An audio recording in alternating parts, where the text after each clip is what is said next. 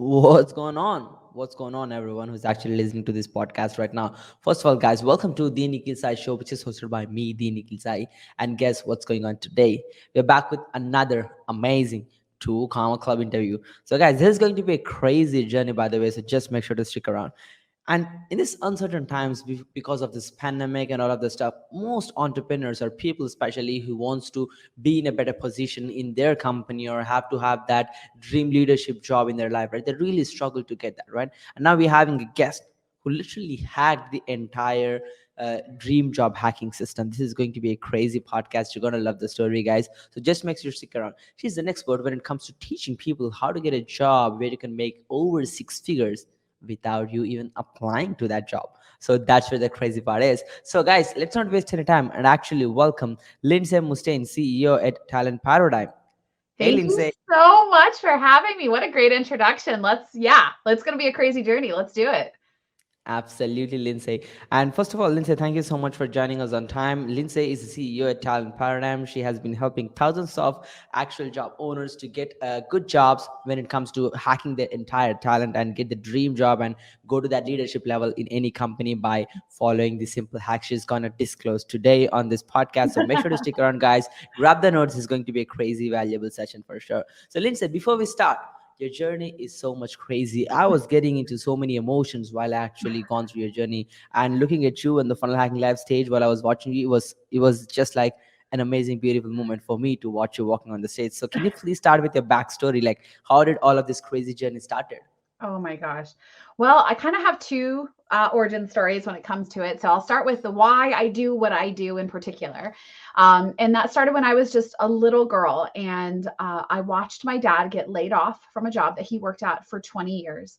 I used to know he was ready to go to work because he would put on a gold watch and he would be ready to leave to work. And there was this immense pride he had in the work that he did. And he was very, very talented. And then just one day it was like all over, and things like the word pink slip and then overqualified were floating through my home. And my dad actually job searched for years. He searched for years. And then one day he was having really bad headaches and he went into the emergency room and they cut open the left lobe of his brain and they found an inoperable brain tumor. And his life ended just a few months later. I was just a little girl and he never found another job. And so my mission now is to make sure that that story never repeats itself again. So what I'm doing is I'm teaching the most senior thought leaders in the world how to create and find their own dream job opportunity at their ideal target organization with the highest salary ever without ever actually applying, so that no little girl watches her daddy go through that story again. My God. Wow. Oh my God. That was so, so, so sad to hear. But absolutely, we love the mission you're actually taking on through your real story of what happened. That was pretty amazing stuff, Lindsay. Thank you so much for sharing that journey. Can you I'd like please to start say with I your was like born to do this. I was born to do it. And so I was created. So that was the first origin story. So then can I tell you the second part? So the mm-hmm. second part is I've been very passionate about people. Like I'm a human resource person who hasn't forgotten about the humans and the families. And I never looked at people as just numbers on spreadsheets, which is very different than a lot of my counterparts or how corporate America is. And I went to work for Amazon after they tried to recruit me for about 4 years. And they finally like gave me an opportunity. And I said, I wouldn't actually work there. I said, I'll take a contract because I don't think that you guys have what it takes really to keep me engaged and excited. I don't want to cry at my desk and I don't want to sleep under it. And I just fell in love with the company, if I'm really honest. And so it's just 6 weeks into my contract, they begged me to actually take on a full-time role. And I did. And then I did a lot of different cool things over that time. But at the very end, they actually created a job for me hunting the most elusive talent on the planet, utilizing the fact that I was their most visible employee as LinkedIn or on LinkedIn. I was the most visible employee on LinkedIn. And that meant that I had more engagement than Amazon as the company. And Wow. and so they wanted to use that, and that allowed me to go into a really special place until the point where I said, we should think about doing better, and we should try to teach. Uh, we are supposed to be very customer centric, right? The most customer centric company in the entire world. And we Mm-hmm. treated our candidates like garbage. And I said, what if we just like treated our candidates like they were our customers? Because 100% of the time they are. And they said, you know what, Lindsay, we think we got that. Well, it's been 4 years, folks. They still don't have it. And now I've become a Two Comma Club award winner in teaching people how to hack the same system that we did to find the most elusive talent on the planet. Now I teach people how to become that through my proprietary 9-step system. I mean, this system has worked now for 15,000 people.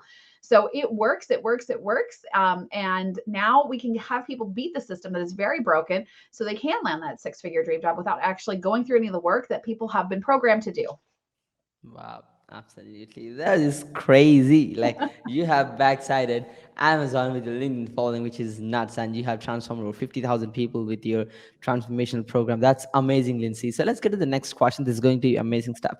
A lot of people actually, when it comes to their careers, right? People who have the job, but they don't find their passion, they don't find the kind of right fit, and they try to find another job even if they are working for 10 years in their job. They feel that this is not the right choice they made to stay in that, and because of the situation they're in, they can't lose it, or they can't quit the job, right? So like, as you have been already helping a lot of entrepreneurs, like how to discover the true passion and choose the right career for a specific person when it Yeah, comes to this is career choice. it's an amazing question. So I like to talk about, we call this place, and it's for entrepreneurs and for individuals, and we call it the zone of career power. So I'll tell you about this matrix. There are 4 quadrants in the zone of career power. And so how do you know you're at the point of career power? How you will recognize that is that work feels fun, easy, effortless. And if I spent 12 hours doing it, it only feels like just a couple because I'm so excited about the work that I'm doing. So, and I'm getting to do something that really matters and it feels very rewarding. So how do you manage that? Well, there are 4 pieces of the embodiment of true career power. And the first one is passion, which you said, true passion. Okay. So passion, we can have a lot of things that you're passionate about. So I'm very much passionate about HR. I'm not very passionate about HR compliance. I'd actually rather poke my eyeball out. However, I'm incredibly experienced. So I don't want you to confuse your excellence or your proficiency as passion. And that's one thing. People are like, I can be good at a lot of things, but my zone of genius is really what I'm trying to align to. And so what I want you to think about is passion is what gives you energy, what makes you excited. And it's something that you're either really good at already or you're working to be really good at it. So I was really passionate Mm-hmm. about funnels. Now, I wasn't very good at funnels in the very beginning, but I became really good at it. And so that's one of my passions. I'm also very passionate about petting cats. Now, petting cats is not probably something that I'm going to be able to monetize, although I've joked that I'm like, maybe we could include like a kitten with our packages. So that could be a way where we could embody it. But what I'm saying is that passion has to feel energizing. Okay. So that's the one part of the career power matrix. The second piece is what we call purpose. And so purpose means that I am doing this for a bigger reason. So I like petting cats, but there's no purpose behind it. So I've missed that as far as the zone of career power. I do, however, feel very purposeful in disrupting what is a very antiquated and broken HR system. If I'm really honest, I want to eliminate it completely. Like, I feel like we can't reinvent it anymore. We can't reimagine it. We cannot even like hack it. We need to destroy it. And so that is like my biggest message. I'm talking to both Forbes and Business Insider about this idea, even this week, that we have no longer had the opportunity to actually improve anymore. So that's the second piece, is what is the purpose? And that's where, like, I talked about my story. So my origin story, why people really buy into a movement, is there has to be a reason. There has to be a bigger purpose, a bigger impact. And I want you to think of the ripple effect. So I do this for a purpose, not just because I'm passionate about it. Because we can be passionate around crocheting. Now, I don't know. There might be a real purpose around crocheting, but I'm not very passionate about crocheting, so I don't see that. Whatever it is, there needs to be a purpose. Okay, so, and that is the to break this down even further, that's the feminine embodiment. So you have to be these things. You have to be both passionate and be Mm-hmm. purposeful. Next is kind of the masculine energy. So the pursuit of it. So how do I pursue what it is that I want to take to my next level? So what I'm doing is the growth trajectory of where I want to go in my career. And that's either as an entrepreneur, or, which, by the way, we are all entrepreneurs. It does not matter if you work inside of a business. We work as the business of me Inc. So I'm always reprogramming people to realize they need to be in business for themselves. And sometimes they provide that value as their own business inside of another person's business, and supporting, again, passion and purpose, hopefully. And the pursuit here is the other piece. How do I up level? How do I move towards my goals? How do I align those things? That's the second part. And then the very last part is profitability, because when we do work, that's the true embodiment of all of this, is our zone of Mm-hmm. genius. We do work, and that's the 1% of what we're good at. Not like there's 4 zones of genius. There's incompetency, there's competency, there's excellence. I'm really good at a lot of things. That's actually a downfall for most people because they can't choose. Don't choose what you're just Yeah. good at. You choose what you're a genius at. And that's the 1% of the work. And that's where massive profitability happens. So I am the best in the world at helping people go through the intentional career design process to land jobs without ever applying for them, that embodies true career power, where they feel excited, motivated, energized to go to work and do something that's truly meaningful. So they love what they do. I am the best in the world. That is my zone of genius. And that means massive profitability for both me. And then in turn, my people on average, they make around $72,000 more in working with me. I have never seen any kind of investment strategy that will allow you to put in the kind of investment with me that gets the kind of return. It's Yeah. sickening. It is sickening. And so that is what I can do. And why? Because I tapped into my zone of genius. And that's where we talk about true career power. Yeah, absolutely. I think that crystal clear clarity of what you're actually serving with to the actual audience. It could be a company you're working for. It could be an audience as an entrepreneur, as a coach, as a digital marketer who are trying to provide products and services. I think that real clear pathway you just mentioned can really help them. And let's see, let's get to the next question. This is going to be quite interesting. And you specialize in helping people to actually get jobs, dream jobs without applying.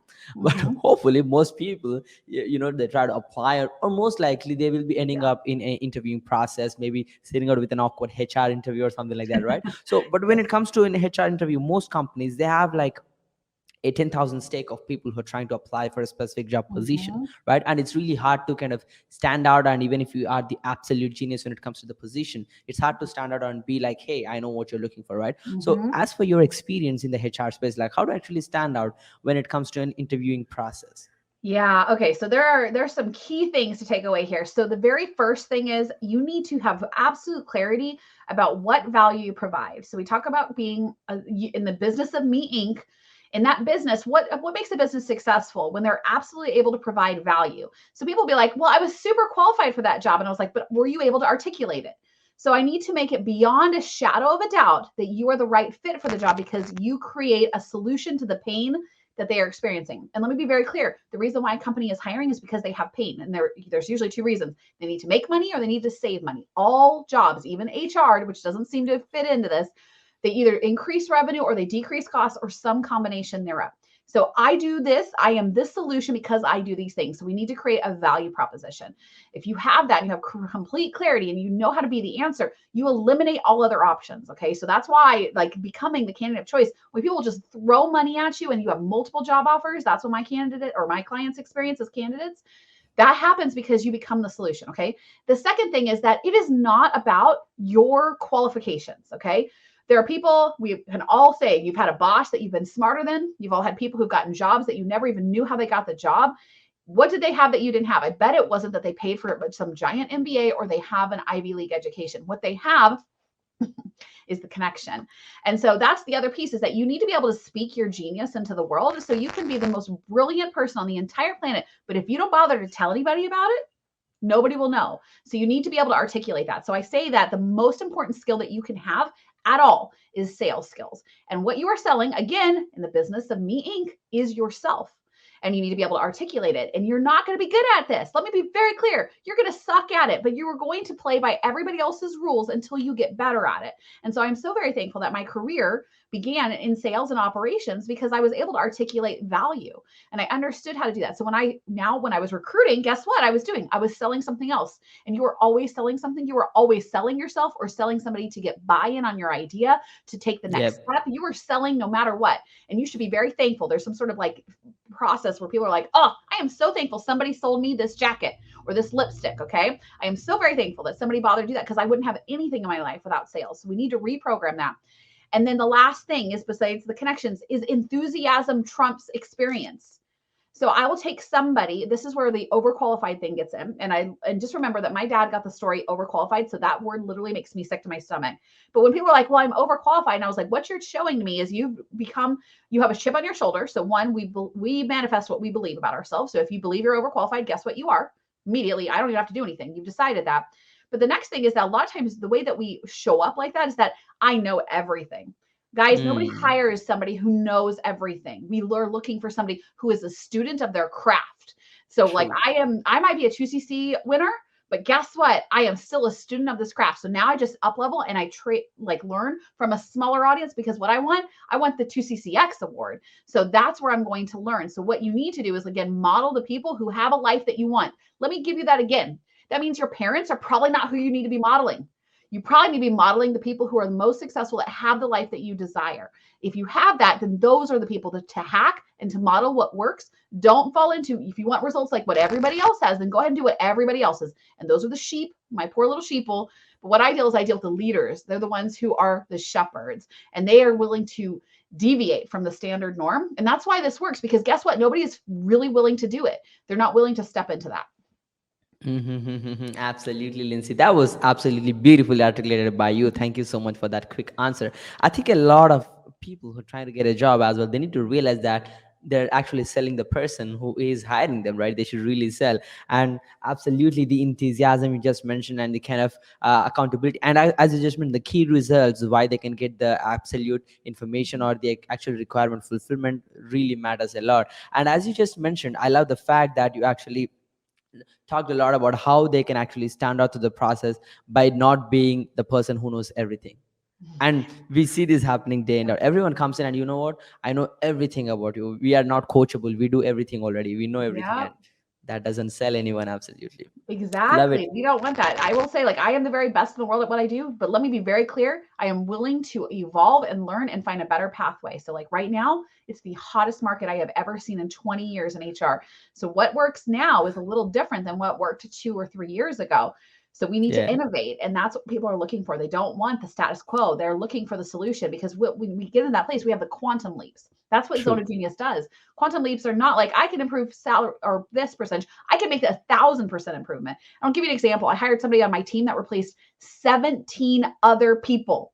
So when you are in your zone of genius and you do work that really matters and you're aligned into that work, it's exponentially big. It's not just like a 2 or 3 times, 17 time return for that one hire. So My just make God. sure you know like what works and what people look for. It doesn't always work out that way. And that's why actually I could go on and on and on about this, but interviewing doesn't actually net results. And I think you're going to ask me about that a little bit later. So Yep. just know that like there is an answer to this and I can give that to you.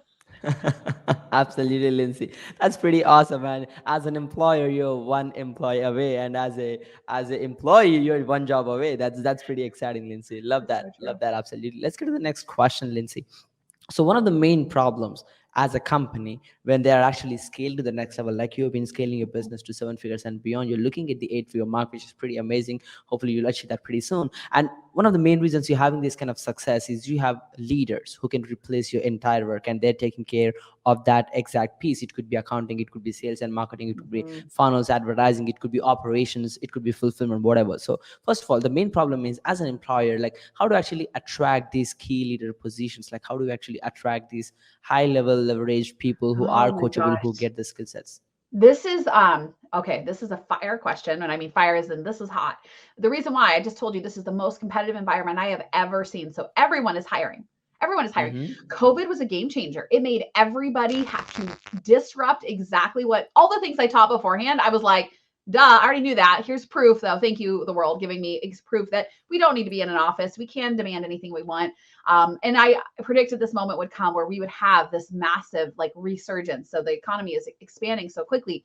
So everyone wants to hire. Everyone, in fact, here's your best indicator whether or not the market is expanding. How many people are hiring recruiters? So if there's recruiters, guess what? Those people represent hundreds of hires typically that we're going to be making. So I am seeing this right now where we need to hire the best people. And so let me just be very clear. The hiring process right now is absolutely broken, and traditional hiring does not net on the job performance. I know. So this is the thing, actually, this is my next big thing that I'm launching actually is going to be, Wow. and I don't even know what the name of it is because I'm like, there's a way that I've hired and the way that I teach how companies how to hire that I haven't ever actually articulated. So I'm going to tell you what is crazy bar none, what people have got this backwards. Your job posting of your job description is not enough to attract top talent. Let me be very clear. Your job description will not get you the best people. All right. So it's kind of like trying to trap Bigfoot. If you wanted Bigfoot, who's the most amazing Bigfoot in the world, right? I'm assuming there's only one. I don't know. But if I just went to go find Bigfoot and I just said, oh, you know what? I need Bigfoot right now. And I'm just going to put a trap in my backyard and hope that Bigfoot comes by. What's the likelihood it's going to happen? 0%. Yes. Not gonna Okay. happen. So this is exactly how we try to hire people. So True. one of the biggest ways is that your existing network is the first place to go. But let me be really clear here. Do not seduce them with your job description. Nobody gives a shit about your job description. If I'm really 100% honest, what they really care about is one thing: for the highest caliber people, they want a vision of something bigger. You need to paint and be the visionary. So there's a guy, and I love to use the example of, his name is Dan Price, and he runs Gravity Payments. He is a case study who said everybody, even the janitor, gets $70,000 a year. He took a pay cut to $0. He believes if you take care of your people, they'll take care of your customers. The results are astounding. It's the first person. And they said he was crazy. Well, he's proved out everything that I've already known in his actual business. So what do people want to be a part of? Well, let me tell you, they cannot keep up with the amount of applications they get, because guess what people want? They want to be a part of something new and innovative. So it's not the tasks. Just because somebody's qualified to do tasks is not how you're going to get the right leader. You need to paint a vision of where you're going. Okay. So that's stage one. Stage two is they have to have the right environment to come in. And so we're looking at what we call the human-centric workforce, okay, or workplace. What I'm really looking inside of that is that, do I have a way? And let me just give you a little bit here, guys. Entrepreneurs, you have jackedly shit going on for you in taking care of your people. And I love you, but even I struggled with this in the beginning, and I'm the expert in this, okay? So what I mean is that in order for somebody to be successful, it is not the deep end approach, meaning, hello, welcome on board. Please solve all my issues, and here's your book. Good luck. That is not a way to enable somebody for success. And it is in 100% how we do that as small businesses. Okay. So I want you to think the massive return on this is going to be investing the time now, and also letting go of all the shit that you think you are the best at until it's that 1% and you're doing work that really matters. So guess what? For me, coaching and content, that is my zone of genius. Okay. Now I'm good at funnels, and I'm good at email marketing, and I'm good at some of this stuff. I am not the best. So guess what? That goes off of my plate. So you need to think about that. Okay. And then the last thing, so the reason why that one person came in and replaced 17 people for me is that she did work in her zone of genius, and I got the fuck out of her own way. Okay. So what I mean by that is that I was no longer, a lot of people are, well, they didn't do it right, or I need to keep control on this. And you need to trust your people. If you do not trust them, then do not hire them. You need to trust them with their ability to deliver on what they've sold. Okay. And so what they're selling, right, is their idea and their qualifications. So stop babysitting them like they're toddlers. Let them do work that matters, and let them do it well. Do not give them the how, tell them what. And we're not looking for hours tracked. We're looking for productivity, which are results. Okay. So there are like 10 tenets to this process. And this is something that I have, like, if you've seen career design is like this new phrase. Well, the person who came up with career design was yours truly. I came up with that idea is that this is what's going to happen. There's no longer going to be traditional HR. It's going to be completely aligned to the employee life cycle, from the point of attracting to hiring to onboarding. And yes, those are all three different things, to retaining and engagement. And then to exiting. Okay. And we do want people to leave the company when they're no longer a good fit, or when they need to go to someplace else. And those people are not bad people. Okay. They're still human beings, and they still have some opportunity to make a difference in the world, even if it's not with our company. Okay. So that is how we need to look at this piece. So when we talk about talent has to realize, like, they're human, they're a living, breathing person that needs to take care of their family. And the best way for you to get that quantum leap in the results is give them zone of genius work, give them an environment that actually matters, and make sure you're a visionary of your business and you paint a bigger picture, and that they want to be in there rowing in the same goddamn boat in the right direction. Yeah, absolutely, Lindsay. That was on point, and I genuinely believe the single keyword in the entire session you just mentioned, the vision, is the main keyword here. It was absolutely insane that you should really articulate that as an entrepreneur, as a business owner, to the employee, so that they can really believe in what you're actually trying to build. Because we see people like Elon Musk have no clue how to get to the marks, but they still hire the right expertise to build a rocket. Right, even though it's, yeah, how many people believe that it's true or not, but they did it. That's pretty awesome stuff, right? Awesome, Lindsay. That's really articulates how important a vision is. And one of the things you have mentioned here is our next question. Like, as a young business or a small business, most 7-figure businesses, they have employees less than 20 people, like very small business operating in a single office. They're not in multi locations. They really struggle with the initial phase itself to scale, because they don't have the right culture, right? There are employees having chit chat, they don't show up on time, they don't have the efficient systems there, they just juggle around. So we would love to hear, like, as an experienced HR consultant, like, how do you look at when it comes to creating a culture inside a small business? All right. Well, the culture is 100% derived from the CEO. Okay. So the job of the CEO is to be the visionary, to be the thing that paints this audacious future state. Like I just told you, I wanted to burn human resources to the ground, right? I'm painting a picture that, like, how dare she? let me tell you that is actually not, and it's not just like, oh, how dare she? You guys can have amazing pictures. Make sure there's some science behind it or something that makes it possible. Like, I'm not going to say we're going to sprout wings and fly tomorrow. Maybe you have a solution for that, but I don't have that. So that's not what I'm going to sell. But I'll tell you that I have a lot of people who come into my business and they've been amazing, and they actually get picked up to do another opportunities, but they never leave me. They still do work because they are so aligned to the vision of what it is that I do. And so what you need to do is you need to be the person who believes in your people, who defends and advocates for them, who recognizes that a lot of people get this confused. Culture does not start with your customers or your investors or shareholders if you have them. Your culture starts with your people. If you take care of your people, they will take care of your customers. And guess what? In turn, that automatically takes care of the shareholders or investors. Okay. So why corporates got this all backwards. And the ones that are like crazy and culture wise, they figured out that employees come first. And if you take care of your people, they'll take care of your customers. And it's just this different waterfall. And so that's the biggest thing. And that means that you have to show up as CEO of like, am I the best leader? Like, would I want to work for me? Like, let's be honest, would I want to work for me? And I'll tell you, when I first started my business, I had no idea what I was doing. I had like 14 seconds of experience. I'd sold like makeup and clothes. Okay. I ran a little consignment store or sale. That was it. I had no idea what I was doing. So no, I wouldn't want to work for me. No, I feel bad for the people who work for me in the very beginning. So I had a really hard look at that. And then I started bringing on people, and I invested more in the people who were able to take off the workload for me. And I worked on my own personal development. So what I'm saying here is that in order to hire the right people, they are going to be better than you. You are not a fucking unicorn. Okay. And this is from Alex Sharfin, by the way, which means I am very, very good at writing emails. That does not mean I should build out my entire email sequence. Okay. Nope. So you are not a unicorn. In fact, to the point where someone on my team, they wrote this email based on some content. What we do is I'll be like, just download this, because I can just talk about anything. And I'm like, here it is. Can you turn it into something? And I literally looked at this thing, and it was an email that we sent. I hadn't even reviewed it because at this point I trusted this person to go ahead. And I looked at it and I was like, that is the best email I've ever seen sent. I didn't write it. I did not write it. Okay.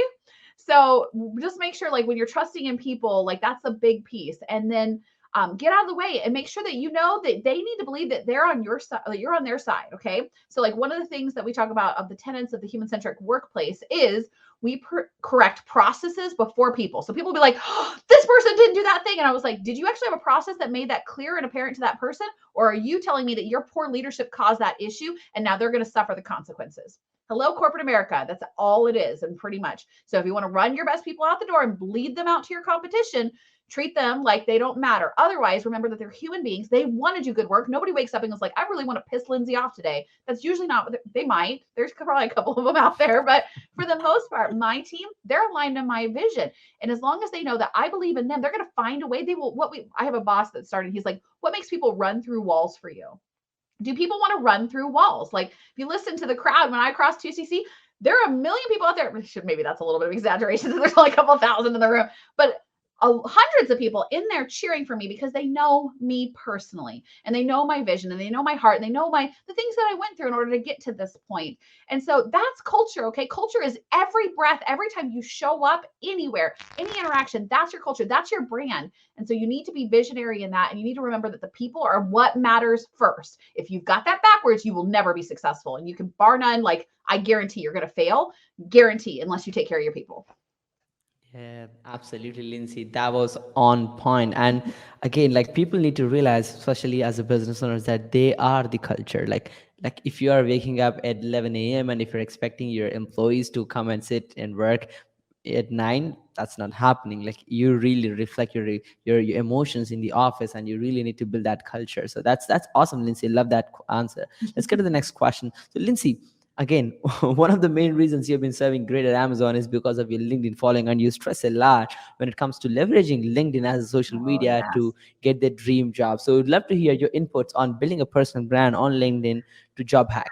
Oh my goodness. Well, I'm going to talk about, this is like, I find that this is the social media. People don't seem to realize that this is the deepest pockets of social media that exists. So when we were like, oh, it's YouTube. Oh, and I'm not saying these are bad things. You should 100%, but specialize first.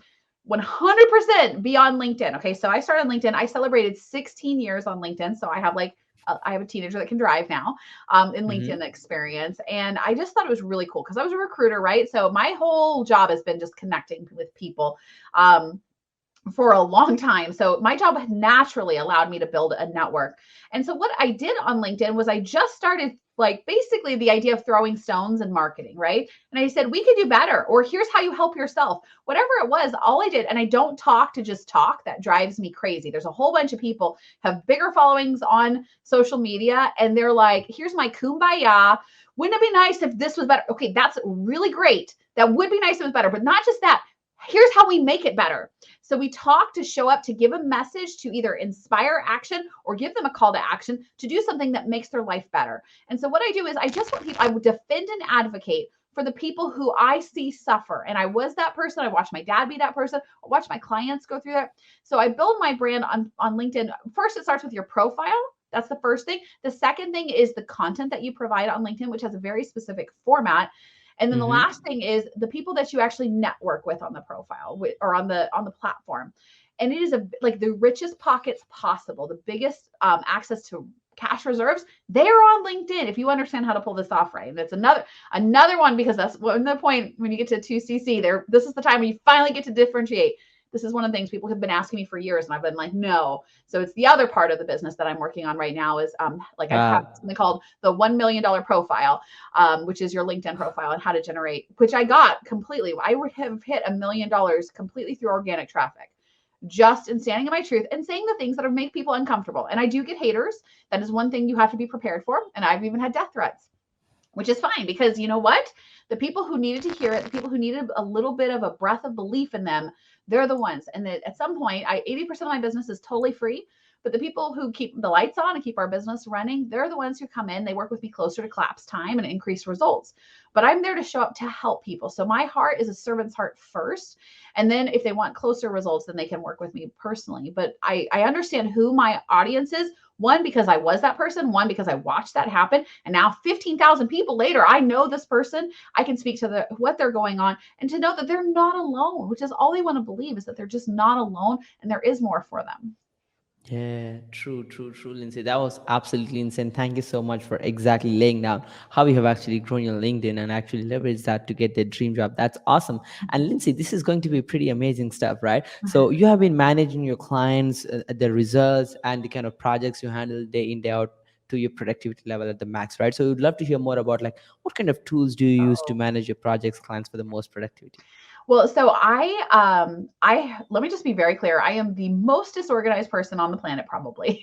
So one of my coaches is Alex Sharfin, and if you don't know who he is worth a listen, and he runs the Momentum podcast. And one of the things is process is the biggest driver of success. And so when you like why Russell Brunson says just one funnel away, just one funnel away. Well, unless you actually have that like funnel, and really it's a funnel with a value ladder attached to it, unless you have that built down and you made it easy and scalable, you will just chase things around for forever. Okay. So the one thing is what I look for is always a framework. Okay. So a framework. So I told you there is a 9-step framework for my dream job hack program and for intentional career design. Okay. If I talk about your LinkedIn profile for a $1 million profile, there are 3 steps actually. If I talk about the employee life cycle, there are 6 life cycle steps to completing the engagement from leadership, the environment, and job design. If we take all that, that's how I have. So everything I do has to be, it's easy to understand, and it needs to be simple. People are like, it needs to be this complex process. Please don't. Okay. People paid for velocity. That means how quickly we can get them there. Okay. So I can tell everybody, I mean, I hold the highest certifications in HR. This is where I got my degree. I do not need to give you the encyclopedia to tell you this works. What I can tell you is after 20 years of doing this, hiring 10,000 people, looking at 1 million resumes, writing the best-selling book, and helping 15,000 people, there's nobody is more qualified on the entire planet than me. So let me give you the answer so you stop wasting your time, and we can get you that result in 9 weeks. More than your MBA program over the course of a few years and $100,000 will. I can do that in 9 weeks, and we'll do better. Just give people a short term. So a framework is the biggest thing. That would be my biggest part. And here is, you need to paint the future and then backtrack, always backwards planning. And that's how what I teach my clients too, is like, what do you want to be? Like whatever you're going, which you need to pick a destination, folks. Let me be really clear here. Why most job searches don't work, why most businesses don't succeed. You don't have a goddamn destination picked. Okay. So choose where you're going to go and then work Yeah. backwards from it. And then when you do, build a framework to get there. Okay. Yep, true that, Lindsay. I think that's where a lot of entrepreneurs, they just have a dream on the and kind of a milestone that they want to hit, but they're very unclear. It's just blurry, and you can't really target something which is blurred. And It's not that thing is absolute. like, even if it's the wrong direction, like there's 360 degrees, right? But coming from a standstill, so let's just talk about Newton's law of motion. It says that an object in motion will stay in motion. So just move your ass. It does not matter if you end up needing to go south when you went north. You can take the direction, okay? You can turn, but stopping and starting is what causes people to have the biggest issue. And I think you're going to ask me about what my biggest, like my mistake was. This was my big mistake. Was I stopped and I got hesitant and I stopped showing up for a little bit. And there's a reason why, like, it took me time to recalibrate and get started again. So don't stop going. You will get better at everything. And this is why I talk about my clients, because again, we're still marketing a business as an individual, a business of me. It's by speaking your truth and standing in your highest power. That is enough to be magnetic to your dream clients. That your energy will attract people. They will be excited. Yeah, absolutely, Lindsay. And thank you so much for giving a shout out to Alex. We actually had him on the last podcast. It was pretty amazing stuff. Dope person. Mhm. His momentum planner is just on point. Let's get to He the is next so good. So question. I will say that framework, I mean, I do that I was like, here is my planner, Momentum you planner. know, Yeah, and I choose what's least amount of effort, most amount of results. And so he changed my life. He was one of the people who I sent my absolutely. picture to when I got the 2 Comma Club award. He's like, I'm walking on air. He was so happy. Yeah, absolutely. He's a pretty awesome dude. Absolutely. I really enjoyed him having on the podcast, by the way. Let's get to the next question, Lindsay. So, yeah, I believe as you are already Alex Chilton follower, hopefully you'll be more like this productive entrepreneur who is having all of the rituals. So, we'd love to know more about like your daily routines. How does that Oh look my like? gosh. Okay. So I have thank you, Alex Sharfin, again for the most crazy routine ever. So the biggest investment I can say, especially in running a business, the biggest investment, it's in you. Okay. So your up level will either bring people with you or it will bring them down. Okay. So I spend 3 hours every morning before. So I get up at 5 a.m. and I start work at 8. What happens during that time?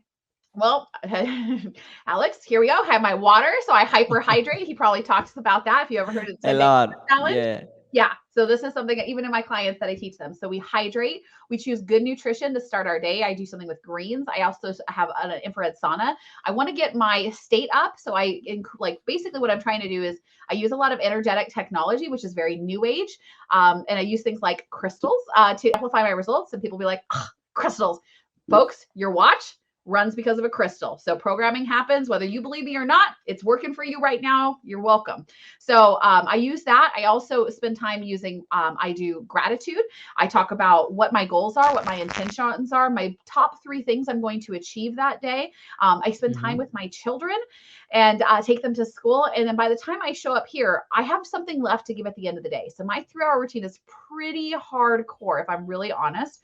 But it allows me to really do the work inside of myself. So I need to change my internal state to change my external state. And then I can show up for my company, for my team, and for my family, because they're the ones at the very end of the day who have to still deal with me, for at the highest level. So my daily routine is ultimately, if you don't set a goal, you have no chance of achieving it. Okay. And I'll just go back to a study. They took a look at an entire class at an Ivy League school.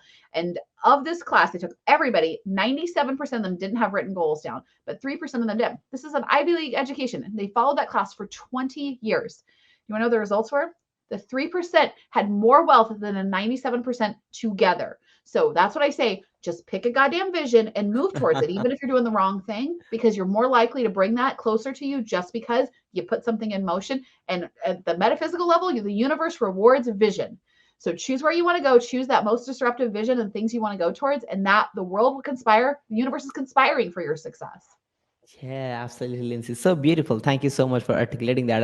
And that momentum, even if that's the wrong direction, or just if you have a real clear goal and if you're maintaining that momentum, going backward, forward, doesn't matter. If you have that momentum in you, that's gonna make you successful for sure. Because quitters never win, winners never quit. That's awesome, Lindsay. Exactly. Let's get to the next question. This would be awesome, by the way. So, what will be a suggestion to a 20-year-old Oh. you or someone who's just getting started in the Well, business? I was one of those people who I started working before I even graduated high school. So my career did not start, it started at 18. So one of the things, Wow. I would say I was always different. I was always different. I was always like much more ambitious. I believed I had the most amazing start in my career. I had the most amazing visionary CEO. And just so you know, I worked in something self-storage. Let me be really clear. Self-storage, least sexy industry possible, but it was the most transformational business I have ever been in. And that's what I say. When people will buy in, they will buy into your culture. They won't buy what you do, they get buy why you do it. Okay. So the thing I would say is that my suggestion to my 20-year-old self is stop tolerating bullshit. Okay. And what I mean by that is that means people who treated me badly, supervisors who didn't see my potential, peers who thought less of me. Your proximity to the people who you want, the kind of life that you want. If you look at my circle, it's very tight. It's very different than when I started my business. So 5 years ago, different friends than I have today. Now I still care about a lot of those people, but what I surround myself with is people who are my equal or greater. I am never the smartest person in the room. That is a very boring room to be in. Okay. And so that is one of the things that I would say. So stop tolerating like the bad job, the bad boyfriend, the bad life experience, whatever the heck is going on. And just know that you can craft whatever reality and design your life, but you have to make a decision and stop being a goddamn victim. Sorry, Lindsay. I know you would like to believe like in the world is really good. But a lot of times I was like, well, my life has been really hard. I was homeless. I was this. I went to school at night for 10 years. All of those things, when I tell them now, that's a story of power. I did go to school at night for 10 years. I finally got my degree. It turns out you don't need a fucking degree to do anything I teach you. So it let me learn that problem the hard way. But I believe that life is always working for you, always in all ways, which means that even the stuff that seems crappy, and there's been some crappy stuff for me, that it's actually helped me build my success. And that's what I really want is that belief that there is something better. So just know, like sometimes the path is the obstacle is the way. If you've heard that, that is really true. And so stop. But the thing is, you must make a decision to change. And you do not have to believe people who are around who believe in less than. You can believe that crazy dream. So 10 years ago, I'll give you an example. 10 years ago, and I was not 20 that time, but I was in my 20s. And I said 10 years ago, I was sitting at Facebook's headquarters and I talked about something about candidate experience 10 years ago. And I said, candidate experience is critical. You never know who your past, present, or future customers are. Guess what? That girl is still right. And candidate experience is still a fucking problem a decade later. Now, My so God. much that people are leaving. And I'm like, that is the vision that I had. So there's something in you that's bigger and deeper. And I want you that most audacious thing that you believe is possible. It is. The person who needs to realize it, though, is you. And you need to take action to do it. So stop playing small. Stop playing it safe. And remember, stop tolerating the bullshit or what stories have told you and believe what your own internal North Star, your own compass tells you about your possibility. Yeah, true, true. Yeah, other opinions never matters when you know what you can actually achieve in your life. That's awesome, Lindsay. Love it. Let's get to the next question. This would be amazing as well. Your life's biggest achievement so far and any next bigger goals. You know, I thought about this and I was like, God, what is my biggest achievement? So I think I'm going to go with like, there are two. So my biggest achievement is my business in particular. And the reason why, and that would be, I'm going to do professionally and personally. My biggest achievement is my business because of the impact, the ripple effect of the people that I've been able to change. And so what I know is that now that I've worked with thousands, there are people like I have a guy who's spends the month, rents out a space in Hawaii, spends a month just working from Hawaii, even though he's based on the East Coast, gets to travel Uh, around the world. That is his life. He's like, I never knew that was possible for me until you came along. And his family lives across, like his daughter lives in like Sydney. And so he gets to travel over there, never ever got to visit her ever once until after he went through my program. So I watched that and his story is just such gratitude for me. And I was just like, really, I'm just very grateful to be a part of his journey. So I get to watch that and I get to change the industry and I get people to believe the kind of thing which is that they have this beautiful gift if they're willing to do the work and stop buying into what everyone tells you is the real story. And let me show you the way. That is the thing. So that to me, I feel so very divinely blessed that has been given to me in that opportunity. And so when I say, like I said, I was celebrating, I did the live stream from the Tucama Award. And I said, I'm super excited to be here, but let me just be very clear. It's not that award that we should be celebrating. It's every person who decided to invest in themselves to make this happen, because that has millions of people in impact. And so that is why it matters. It's not about the financial reward. Yeah, that's super fucking cool. It allows me to do more. What it means, though, is that the people whose lives I get to change, and that's everything. If I don't get to change lives, I would quit this business in a second. Honestly, I would love to put myself out of business because I think what I do is bullshit and the industry shouldn't actually cause me to have to hack it so that people can have success. That's what I would like to do. Because guess what? I will find another business to be in. That's what my overall belief is. I've had a very, very weird, strange business strategy. And I don't, like, I'll tell you, even my coaches will be like, that's really dumb. I don't care, because in my heart, that feels right. I want to change this industry. So I don't need to have a job doing this to fix the problem. So that's my big one. Okay. The second, my biggest goal here is that I get to be the kind of person that can be the mama to my babies. And so I was not this person when my children were born. In fact, my daughter, she's a little mini me. She's 7 years old now, and she is the person of who I am today, but 7 years old. So she is like a firecracker. And I'm like, this girl is going to change the world, because she doesn't have all the bullshit that I got to believe. And it took me until I was in my 30s to reprogram and believe in something different. She is going to change the world faster. And I have a little boy who is the heart of gold. He is literally the kindest soul I've ever met.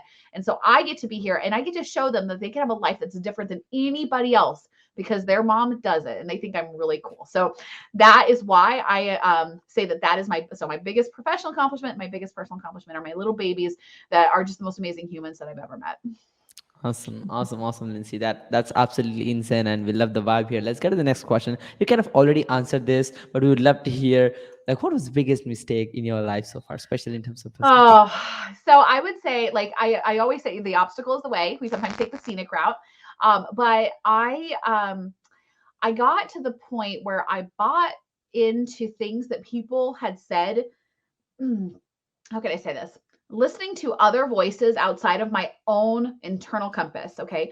So things were like, you shouldn't say that, or you shouldn't be that. I even lost a friend recently who said, who do you think you are? And I was like, I'll tell you, I am more successful than you, making better change than you. And we're not going to be friends anymore because of that. So I got held up by voices and I stopped doing the work. Because I stopped, that was less people I got to help because I stopped.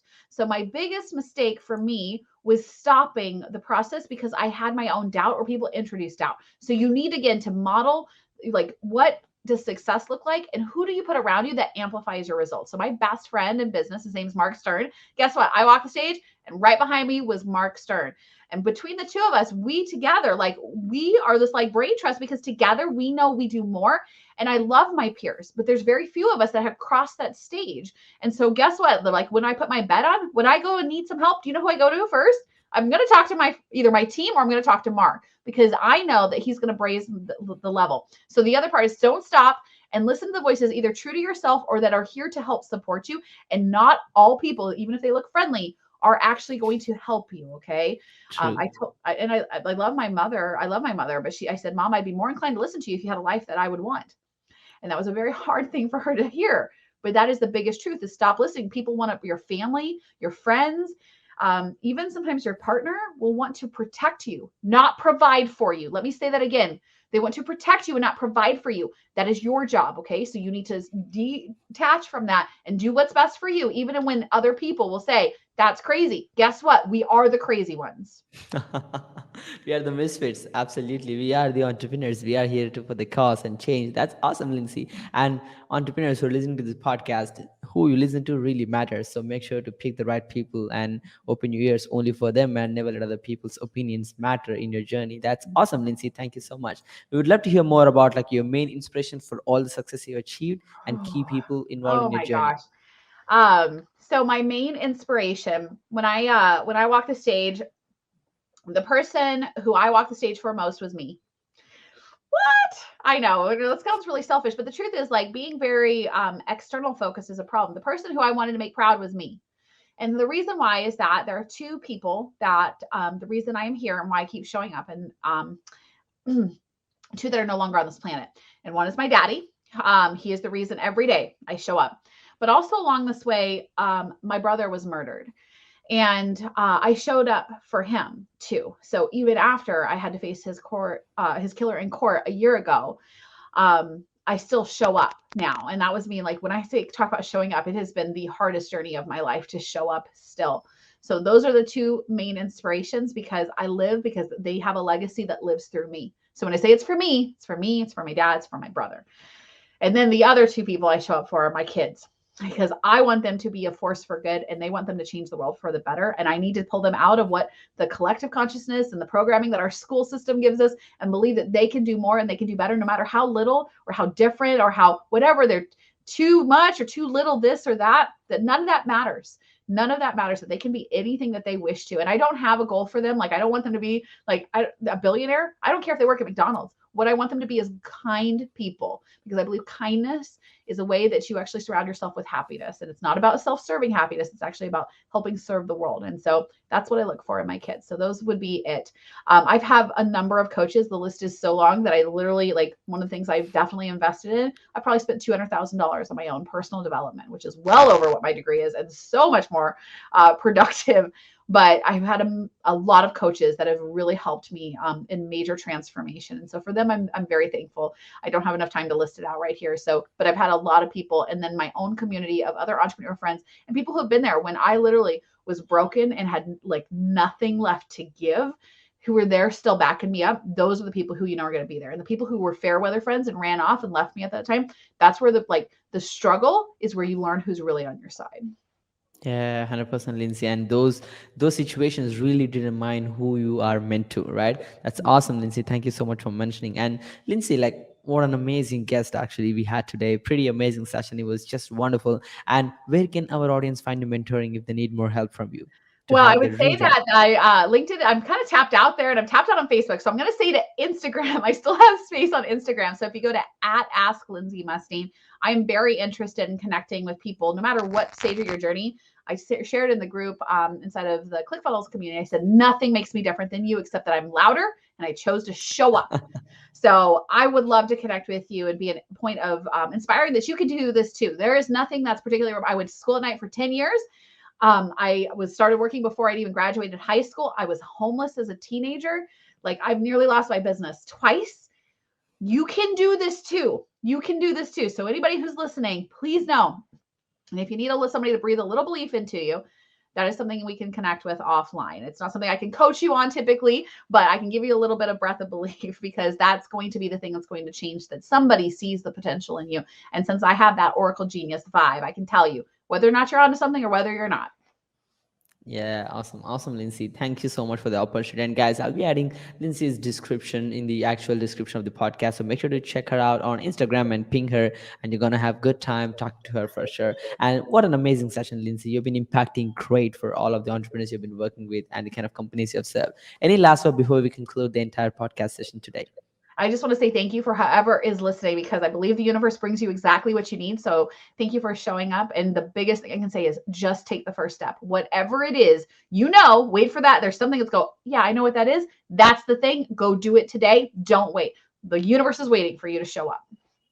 Yeah, absolutely. So don't wait for that another person to come and ask you to do something. Just maintain that momentum. So momentum is gonna get you to where you want to be. And again, Lindsay, thank you so much for this amazing opportunity. It was really great having you. What a fireball we had on this podcast. Amazing expression, amazing value you actually provided about everything we talked about on how they can actually hack their dream job. So hopefully guys who watched so far, make sure to re-listen to this. She literally broke down every single thing on how you can hack and bring the right expertise into your company, or you can actually how to get leader positions in other companies and everything you imagine. And make sure to hit her on Instagram if you need more help.